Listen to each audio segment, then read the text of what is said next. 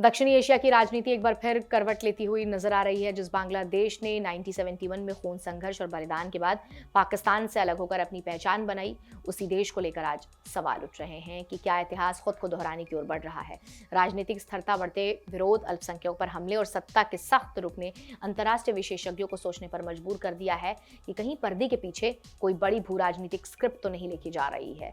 कहीं ऐसा तो नहीं है कि बांग्लादेश को दोबारा से ईस्ट पाकिस्तान बनाने की कवायद चल रही है। बांग्लादेश इन दिनों गंभीर राजनीतिक उथल पुथल के दौर से गुजर रहा है। सरकार विरोधी प्रदर्शन, विपक्ष की आवाज पर सख्ती, मीडिया और नागरिक स्वतंत्रताओं पर दबाव तथा अल्पसंख्यक समुदाय के लिए खिलाफ बढ़ती हिंसा ने हालात को चिंताजनक बना दिया। इन्हीं परिस्थितियों के बीच विदेश मामलों के जानकार सुशांत सरीन का बयान सामने आया है, जिसमें उन्होंने दावा किया है कि बांग्लादेश की मौजूदा सत्ता का रवैया पाकिस्तानी प्लेबुक जैसा होता जा रहा है।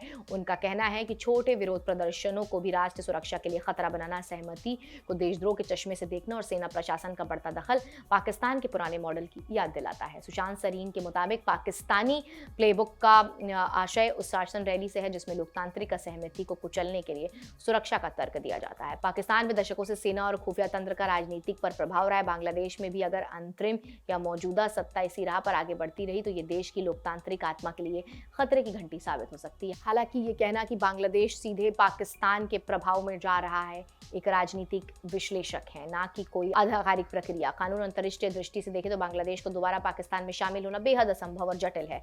1971 के बाद बांग्लादेश के एक संप्रभु राष्ट्र है जिसे संयुक्त राष्ट्र सहित पूरी दुनिया की मान्यता प्राप्त है। किसी भी स्वतंत्र देश की किसी दूसरे देश में विलय करना केवल राजनीतिक बयानबाजी से संभव नहीं होता है। इसके लिए अंतर्राष्ट्रीय कानून, घरेलू संवैधानिक प्रावधान और जनता की स्पष्ट सहमति अनिवार्य होती है। अंतर्राष्ट्रीय कानून में ऐसा कोई सीधा और बाध्यकारी नियम नहीं है जो किसी देश को दूसरे देश में शामिल करने प्रक्रिया को सरल बना दे। आमतौर पर यह एक लंबी और बहुस्तरीय प्रक्रिया होती है।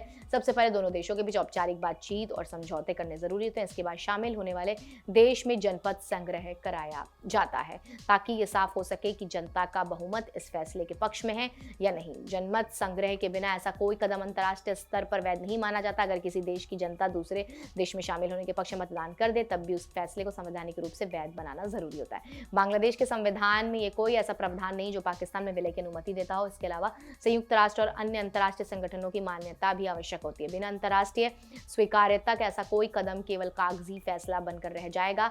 बांग्लादेश का मुद्दा केवल ढाका और इस्लामाबाद तक सीमित नहीं है। भारत के लिए भी एक रणनीतिक रूप से बेहद संवेदनशील विषय है। 1971 का उद्देश्य शरणार्थियों का संकट और पूर्वी पाकिस्तान का इतिहास आज भी क्षेत्र राजनीति को प्रभावित करता है।